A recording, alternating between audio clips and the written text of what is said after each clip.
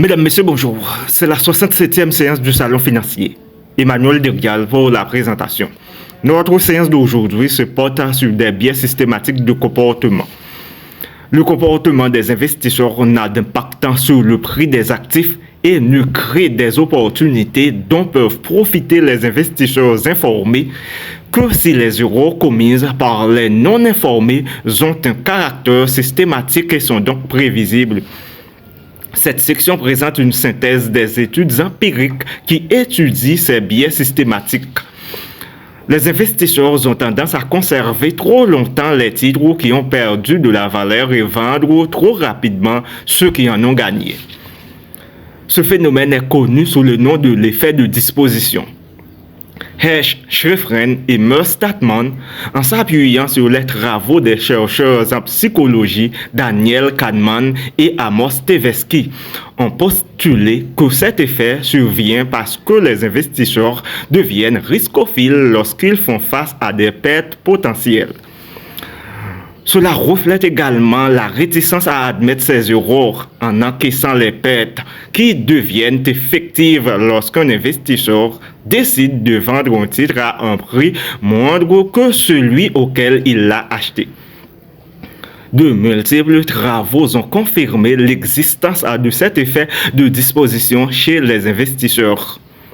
Par exemple, une étude sur les échanges effectués sur le marché taïwanais des actions au cours de la période 1995 à 1999 a montré qu'en moyenne, les investisseurs prennent 2 fois plus de temps pour réaliser leurs pertes que leurs gains et que 85% des investisseurs sont sujets aux biais de disposition. Au contraire, les gagnants de portefeuilles assimilables à des investisseurs sophistiqués sont moins sujets à l'effet de disposition. Cette tendance à conserver trop longtemps les perdants et à vendre trop rapidement les gagnants n'est pas sans conséquences fiscales. En effet, comme les plus-values en capital ne sont taxées qu'une fois réalisées, il serait optimal, du moins d'un point de vue fiscal, de les retarder en conservant plus longtemps les gagnants afin de réduire la valeur actuelle des impôts sur les plus-values. À l'inverse, il serait optimal de réaliser ces pertes rapidement, notamment vers la fin de l'année, afin d'obtenir les déductions sur le revenu imposable permises par les pertes en capital. Bien entendu, ce comportement est rationnel si l'investisseur anticipe un rebond de ses titres perdants, de sorte qu'à l'avenir, il superforme ses titres gagnants. Bien que les investisseurs puissent effectivement avoir ce sentiment, il est rarement justifié dans les faits. Les titres perdants que continuent à détenir les investisseurs ont tendance à sous-performer les titres gagnants vendus trop tôt. En moyenne, cette sous-performance s'élève à 3,4% l'année qui suit la vente des gagnants. Attention des investisseurs, humeur et expérience. Les investisseurs individuels ne sont pas des opérateurs de marché à plein temps et ils ne disposent donc que d'un temps limité pour prendre leurs décisions d'investissement.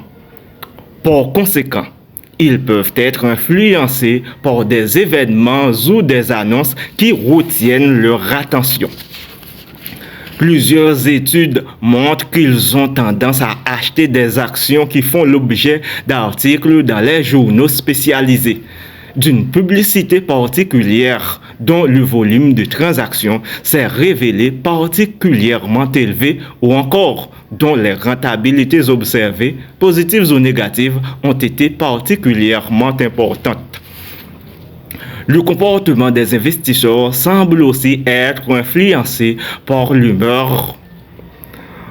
Ainsi, par exemple, le niveau d'ensoleillement a un effet positif sur l'humeur des individus et des études ont montré que la rentabilité des actions a tendance à être élevée lors des journées ensoleillées.